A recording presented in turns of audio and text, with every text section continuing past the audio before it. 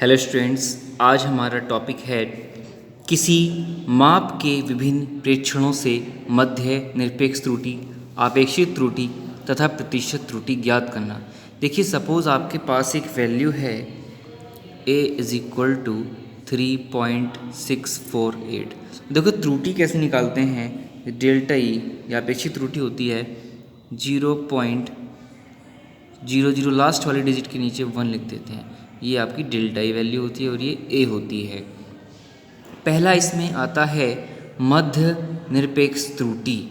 माध्य निरपेक्ष त्रुटि में जो इसकी परिभाषा है, सभी प्रेक्षणों से प्राप्त निरपेक्ष त्रुटियों के परिमाणों के औसत मान को औसत निरपेक्ष त्रुटि कहते हैं। इसे डेल्टा ए से प्रदर्शित करते हैं।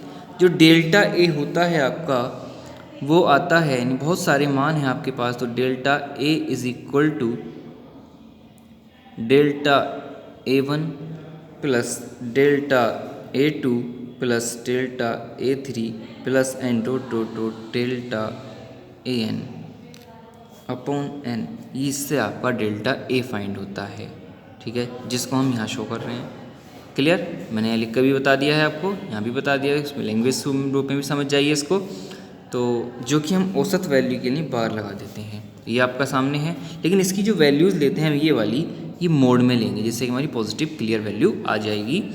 मोड क्यों लगाया? क्योंकि त्रुटि कम भी हो सकती है और ज़्यादा भी हो सकती है, क्योंकि माइनस में भी आ सकती है और प्लस में भी आ सकती है। तो delta A bar is equal to delta A1 plus delta A2 plus N dot dot dot plus delta AN। सब मोड में वैल्यू मापांक मान होंगे, नहीं मापांक डेल्टा A1 प्लस मापांक डेल्टा A2 plus N dot dot dot plus मापांक delta AN upon small n। n मतलब जितने आपके पास ऑब्जर्वेशन है, जितने आंकड़े हैं। और delta A bar is equal to sigma मतलब समीशन, इसको हम समीशन बोलते हैं, यानी जो भी वैल्यू है उसका सब अलग अलग करके टोटल यानी योगफल। तो ये हमने शो किया mod of delta A I upon N. I क्या है? 1 से लेकर n तक वैल्यू, जैसे 1 2 3 n तक 5 है तो 1 2 3 4 5 लास्ट तक आ जाएगा। ये आपका इसका फॉर्मूला हो गया। नेक्स्ट आता है आपेक्षिक त्रुटि। आपेक्षिक त्रुटि जो होती है वो बराबर डेल्टा ए बार अपॉन, यानी मेन वैल्यू जो होती है वो, उसमें कितनी त्रुटि संभव है, जो कि डेल्टा ए बार। तो आपेक्षिक त्रुटि कहलाएगी डेल्टा ए बार अपॉन ए। अब इसी में एक नया टॉपिक आता है प्रतिशत त्रुटि। प्रतिशत त्रुटि बराबर होता है आपेक्षिक त्रुटि गुणा 100, यानी प्रतिशत त्रुटि बराबर, इसमें 100 से गुणा कर देते हैं तो आपकी प्रतिशत त्रुटि आ जाती है। अब प्रतिशत त्रुटि बराबर डेल्टा, अपेक्षित त्रुटि कितनी थी आपकी? डेल्टा ए बार अपॉन ए। तो यहाँ हमने पुट की, गुणा लगा दिया 100, यानी डेल्टा ए बार बटे ए गुणा 100। अब हम पढ़ेंगे यथार्थता। अगला टॉपिक है इसमें यथार्थता।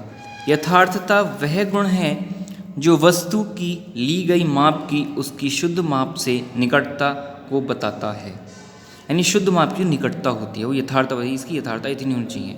किसी माप की यथार्थता का परीक्षण उस माप में त्रुटि से किया जाता है। यथार्थता प्रोपोर्शनल होता है 1/प्रतिशत त्रुटि, यानी 1 को प्रतिशत त्रुटि से भाग दे दें तो आपके पास आ जाता है कि यथार्थता क्या होता है। इसमें एक बात आती है टॉपिक एक आ जाता है परिशुद्धता। इसी में एक टॉपिक डाल लेंगे आप, क्या? परिशुद्धता, जिसके बारे में आपको मैं बता देता हूँ। परिशुद्धता, परिशुद्धता जो होता है, यानी आपका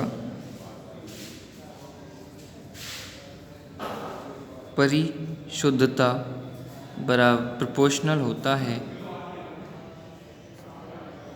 1/अल्पतमांक, 1/अल्पतमांक, ठीक है, 1/अल्पतमांक। तो आज का आपका ये टॉपिक था।